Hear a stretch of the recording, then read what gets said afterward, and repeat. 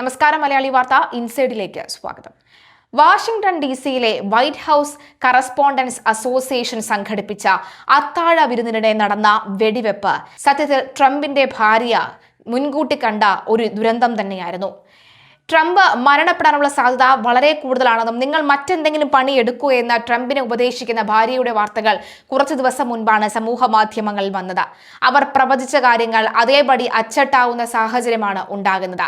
എന്തായാലും അമേരിക്കൻ ഭരണകൂടത്തെയും സുരക്ഷാ ഏജൻസികളെയും ഒരുപോലെ ഞെട്ടിച്ചിരിക്കുകയാണ്.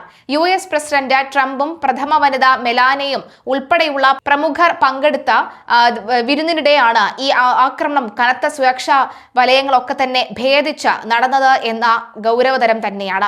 ശനിയാഴ്ച രാത്രി വാഷിംഗ്ടൺ ഹിൽട്ടൺ ഹോട്ടലിൽ നടന്ന ചടങ്ങിൽ വെച്ച കാലിഫോർണിയയിലെ ടോറൻസ് സ്വദേശിയായ 31-കാരൻ കോൾ തോമസ് അലനാണ് വെടിയുതിർത്തത് എന്ന് പോലീസ് സ്ഥിരീകരിച്ചു കഴിഞ്ഞു.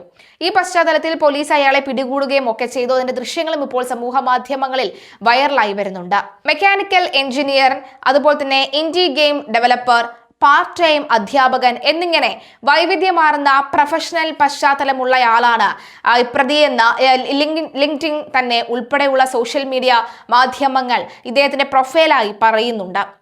മാത്രമല്ല, സാമ്പത്തികപരമായി വളരെ മുൻപന്തിയിലുള്ള കുടുംബത്തിൽ നിന്നുള്ള ഒരു വ്യക്തി കൂടിയാണ്. ലോക പ്രശസ്തമായ കാലിഫോർണിയ ഇൻസ്റ്റിറ്റ്യൂട്ട് ഓഫ് ടെക്നോളജിയിൽ നിന്ന് മെക്കാനിക്കൽ എഞ്ചിനീയറിംഗ് ബിരുദവും കാലിഫോർണിയ സ്റ്റേറ്റ് യൂണിവേഴ്സിറ്റിയിൽ നിന്ന് കമ്പ്യൂട്ടർ സയൻസിൽ ബിരുദാനന്തര ബിരുദവും അദ്ദേഹം നേടിയിട്ടുണ്ട്. IJK കൺട്രോൾസ് പോലെയുള്ള സ്ഥാപനങ്ങളിൽ എഞ്ചിനീയറായും കാൽടെക്കിൽ ടീച്ചിംഗ് അസിസ്റ്റന്റായും ജോലി ചെയ്തിട്ടുള്ള അലൻ മികച്ച അക്കാദമിക് പശ്ചാത്തലമുള്ളയാളാണ്. കൂടാതെ C2 എഡ്യൂക്കേഷനിൽ പാർട്ട് ടൈം അധ്യാപകനായും അദ്ദേഹം പ്രവർത്തിക്കുന്നുണ്ട്. കമ്പനിയുടെ ഫേസ്ബുക്ക് പേജിൽ 2024 ഒരു പോസ്റ്റിൽ അലനെ അധ്യാപകനായി പരിചയപ്പെടുത്തുന്നുമുണ്ട്.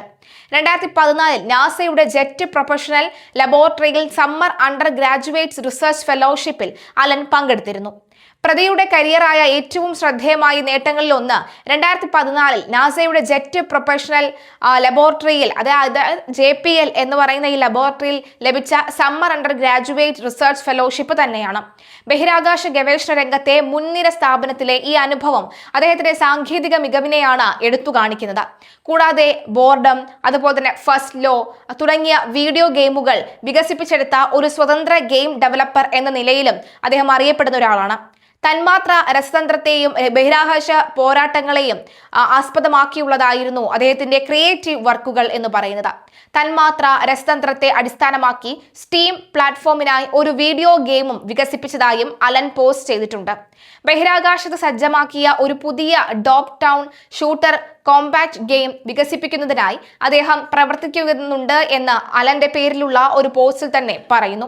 ഹിൽട്ടൺ ഹോട്ടലിലെ സുരക്ഷാ പരിശോധനകൾ വെട്ടിച്ച് ആയുധങ്ങളുമായി എത്തിയ അലൻ ഒരു സീക്രട്ട് സർവീസ് ഏജന്റിനെ വെടിവെക്കുകയും ചെയ്തിട്ടുണ്ട്.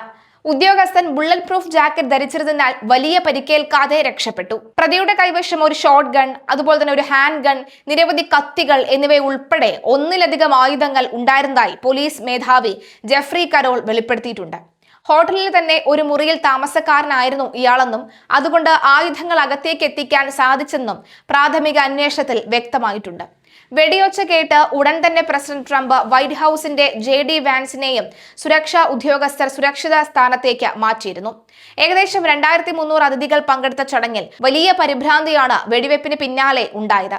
അതിഥികൾ മേശകൾക്ക് താഴെ ഒളിച്ചാണ് ആക്രമണത്തിൽ നിന്ന് സ്വയം രക്ഷിക്കാൻ ശ്രമിച്ചത്. ആക്രമിയെ സുരക്ഷാ സേന കീഴ്പ്പെടുത്തുന്ന ദൃശ്യങ്ങൾ ട്രംപ് തന്റെ ട്രൂത്ത് സോഷ്യൽ പ്ലാറ്റ്ഫോമിലൂടെ പിന്നീട് പങ്കുവച്ചു. ആക്രമിയെ ലോൺ വുൾഫ് എന്നാണ് ട്രംപ് വിശേഷിപ്പിച്ചത്. അലനെതിരെ ആയുധം ഉപയോഗിച്ചുള്ള ആക്രമണം, ഫെഡറൽ ഉദ്യോഗസ്ഥനെ പരിക്കേൽപ്പിക്കൽ തുടങ്ങിയ ഗുരുതരമായ കുറ്റങ്ങളാണ് ചുമത്തിയിരിക്കുന്നത്. Colombia district US attorney G9 പിറോ ആണ് നിയമ നടപടികൾക്ക് നേതൃത്വം നൽകുന്നത്. തിങ്കളാഴ്ച ഇയാളെ കോടതിയിൽ ഹാജരാക്കും.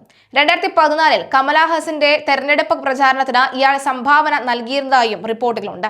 എന്നാൽ ആക്രമണത്തിന് പിന്നാലെ കൃത്യമായ ലക്ഷ്യമോ രാഷ്ട്രീയ പ്രേരിതമാണോ എന്നതോ സംബന്ധിച്ച് ഔദ്യോഗിക സ്ഥിരീകരണം ഇതുവരെ വന്നിട്ടില്ല. പ്രതിയെ പിടികൂടുന്നതിനിടയിൽ ഒരു സുരക്ഷാ ഉദ്യോഗസ്ഥന് വെടിയേറ്റതായും നിലവിൽ ആശുപത്രിയിൽ ചികിത്സയിലാണെന്നും ട്രംപ് അറിയിച്ചിട്ടുണ്ട്.